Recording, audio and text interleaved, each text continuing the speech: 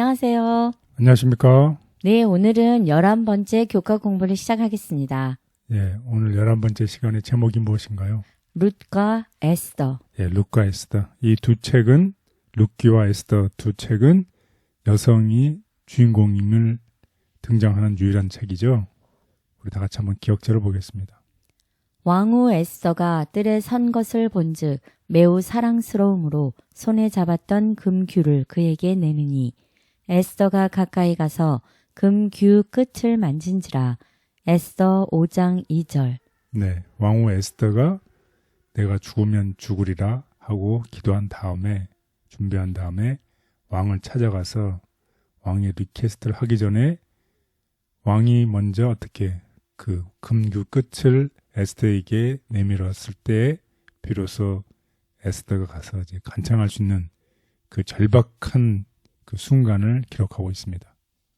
그래서 오늘 공부의 배경을 보면 이번 주에는 우리가 룻기와 에스더를 공부할 텐데 이 두 책을 통해서 이 마지막 날의 사건, 종말의 어떤 사건을 내고하는 이야기를 살펴볼 텐데 성경에서 주인공이 여성이 유일한 두 권의 책이 있는데 그것이 룻기와 에스더입니다. 그래서 우리는 이 두 권의 책을 통해서 정말 감동적인 이야기들이 있죠. 그래서 룻기에서는 어떤 내용들이 다 나오나요? 이 룻기의 의 내용을 보면 정말 주인공 룻과 또 누구죠? 보아스죠. 이 구속자, 친절한 보아스를 만나서 희망이 없던 이 가족들에게 희망을 주는 이런 정말 감동적인 이야기입니다. 그래서 룻과 보아스가 결혼하게 되고 그 결혼을 통해서 마치 그리스도께서 우리랑 결혼하시는 그런 모습을 나타내는 그리스도인들이 가장 좋아하는 감동적인 이야기. 그리고 에스더는 여러분이 다 아시겠지만 이국 땅에 사는 어린 소녀로 에스더가 팔려가서 자기 민족의 멸망을 시키는 음모를 알고서 그들을 구하기 위해서 펼쳐지는 극적인 사건이 기록된 이야기. 그게 에스더입니다. 그런데 룻기와 에스더는 이 역사적으로 혹은 또 소속적으로 중요한 그거 위에도 상징적인 가치를 지니고 있어요. 어떤 상징적인 가치를 지니고 있을까요?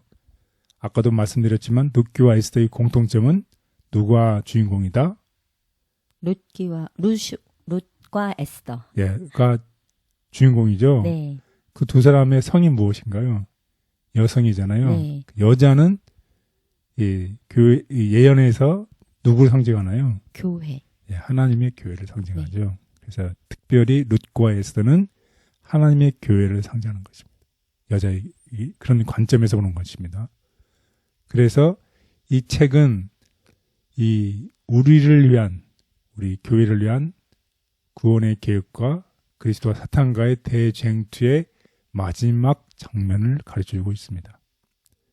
그래서 오늘 공부의 배경을 보면 이 룻기를 통해서는 이 룻이 이 이방 땅으로 가서 나중에 다시 돌아오는 이야기죠. 돌아와서 이제 보아스와 얘기하는 이야기.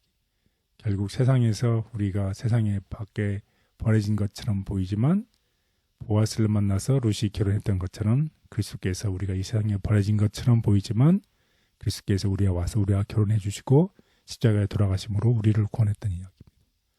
그리고 에스더도 어떤 이야기인가요? 민족들이 마지막 시대에 죽음을 당할 그 시대의 구원의 이야기죠. 그래서 룻기를 통해서는 룻이 잃어버렸지만 구속자를 만나고 구속을 당하는 이야기.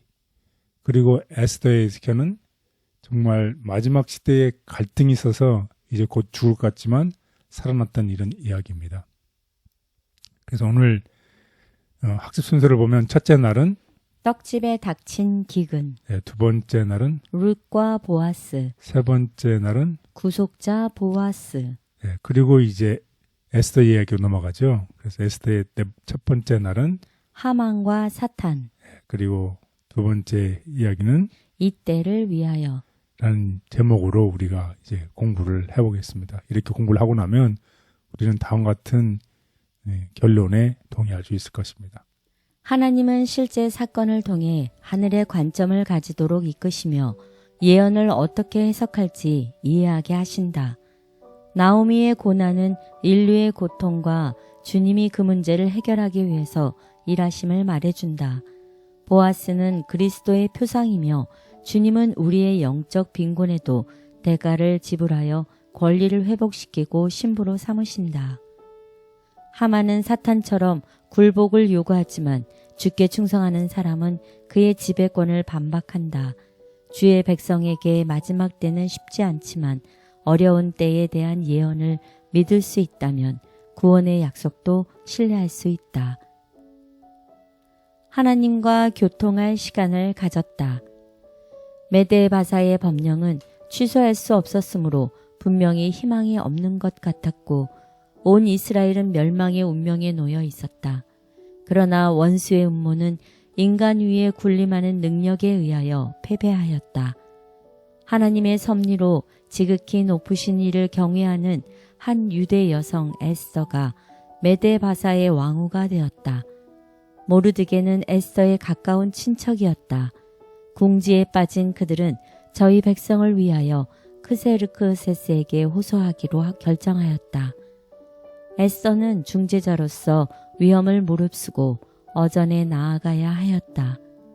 모르드게는 내가 왕후의 위를 얻은 것이 이때를 위함이 아닌지 누가 아느냐라고 하였다.